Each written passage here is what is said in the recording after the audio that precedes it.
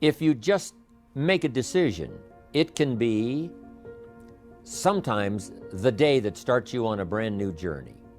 Now, some decisions are incidental and some are small and some, are part of a working day. But sometimes decision making can be one of the most important days of your life. Maybe a decision you've postponed, and now you understand the penalty of postponing that decision. You've got to do something, and finally you come to the conclusion, today is the day. I now decide. And whether you decide on a new direction, whether you decide on a refinement in philosophy, whether you decide to act when before you haven't acted, you decide on a series of things that you're going to do, you decide. Deciding can be such an incredibly important, very exciting, inspirational day. Also, deciding sometimes starts the process of lifting our self-esteem. Sometimes when you look back on it, the day that you decided was just about as exciting as the day when you finally accomplished the project. That when you finally made the decision, you finally got the monkey off your back, as we say in English. You finally got through whatever barriers kept you from making that decision, and finally you made a decision.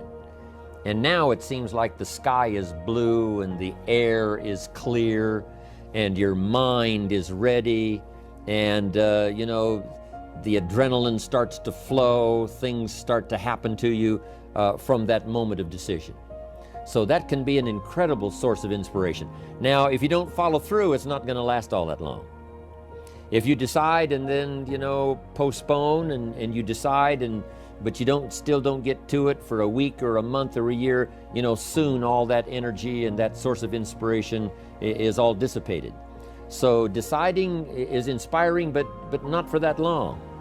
But once you decide, it can be a very powerful day. But now, of course, you must follow through. But if there's some things you've been postponing, some decisions you have just, haven't gotten to, I would ask you to just, take out your journal and just go through, what have I been postponing that's not going to be better for my health? It's not going to be better for my future.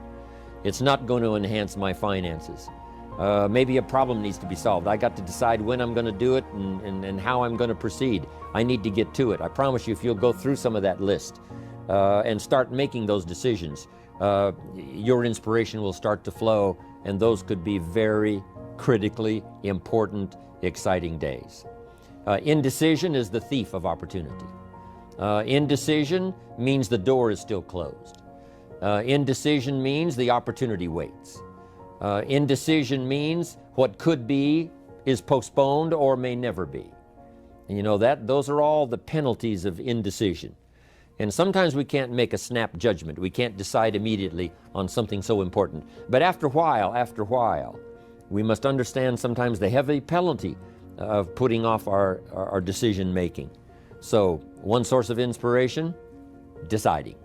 Life is fairly brief, so you got to read every book you can get your hands on what to do with your springs while they're here. And take advantage, they soon run out.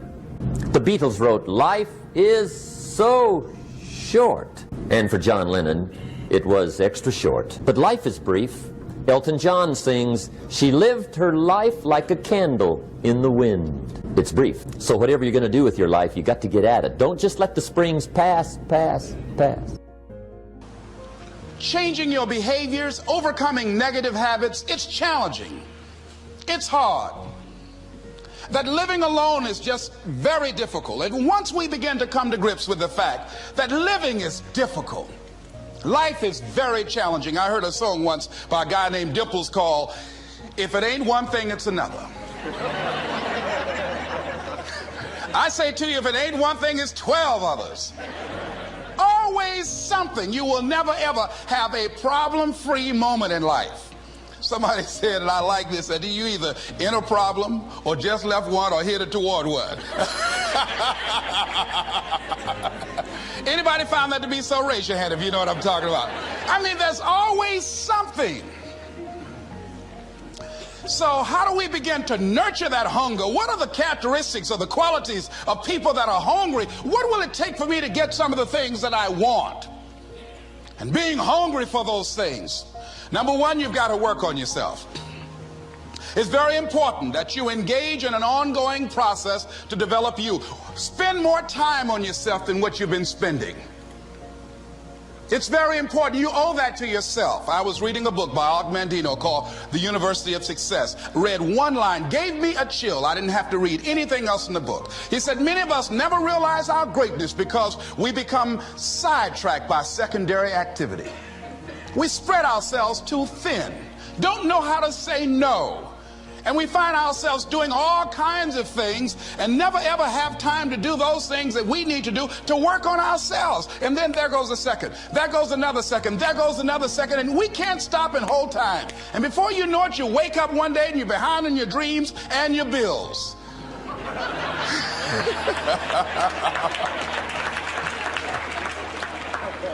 So decide that you're going to take some time to work on you, that you deserve that from yourself, that your life deserves some prime time, because you are creating your own production. As Michael Todd would say, you are the star of your show, you are the director, you're writing the script, and you will determine whether your life is a smash office hit or flop. You determine that. Working on yourself, talking to yourself, that's so very important. Overcoming the negative conversation, that inner dialogue that's going on all the time, even when you don't want it to be there. You can't stop yourself right now from thinking. You can't do it. It's going on. And so learning how to empower yourself, part of doing that is standing up to yourself. You've got to stand up inside yourself sometimes and say, shut up! And what I learned was the law of cause and effect. Now, the law of cause and effect is the great law of life. It basically says that there's a reason for everything. Everything happens for a reason. That success is not an accident. Failure is not an accident. If you want to be successful, happy, financially independent, if you want to achieve all your goals, it's not luck. It's not an accident. What you do is you find someone else who at one time did not have the effect that you want. You decide what you want. You find someone else who didn't have it, and you find out what they did to get it, and you do it over and over again until you get the same result. And it's not an accident. Well, when I learned this, it changed my life. You mean if I do what other successful people do, I'll get the same results that other successful people get? The answer is yes. You mean if I find out what top salespeople do, and I do the same thing until I master it, I'll get the same results as top salespeople? I'll make the same money? I'll have the same cars? Yes. So I went out and I did it, and it worked. I couldn't believe it. And I'm not as good a salesperson as many people here. Many people here are better salespeople than me, but I learned the cause and effect relationships. I learned that selling is like cooking. There's recipes for selling. There's formulas. And if you follow them, and by the way, they've spent $20–30 million in the last few years videotaping 55,000 sales calls and watching the calls and reviewing the videotapes and having people sit in the back taking notes. And they interviewed the salespeople before the sales call and afterwards, and they interviewed the customers before the sales call and afterwards. And if the customer decided to buy, they asked them, and they played the video, at what point did you decide to buy? If the customer decided not to buy, they asked, why did you decide not to buy? And they did this with 55,000 calls, and they began to draw cross correlations, and they found that every sale follows an exact process. And it follows an exact process in the customer's mind. And that if you sell the way the customers buy, you'll sell 5 and 10 times as much as you sell today. The reason that we don't sell is because we sell differently from the way the customer buys. It's the same as if I was to speak to you in German, or you were to speak to me in Chinese. I mean, it would be like using a different language that we don't understand.